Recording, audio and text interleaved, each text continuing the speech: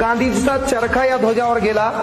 मात्र जेव्हा डॉक्टर बाबासाहेब आंबेडकर घटना समितीमध्ये मसुदा समितीत मुख्य काम करत होते, मसुदा समितीचे ते अध्यक्ष होते। 29 ऑगस्ट 1947 ला मसुदा समितीची स्थापना करण्यात आली होती।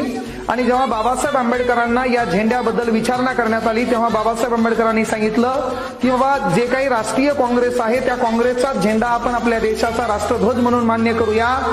मात्र त्याच्यावर हे गांधीजीचं हे दुगदुग नसावं आणि म्हणून बाबासाहेब आंबेडकरांनी काय केलं, शौर्यांचं प्रतीक असणारं जे काही सम्राट अशोक यांचं सारनाथ या स्तंभावर असणारं जे काही अशोक चक्र आहे हे हळूहळू त्यांनी चरखा बाजूला केला बाबासाहेब आंबेडकरांनी।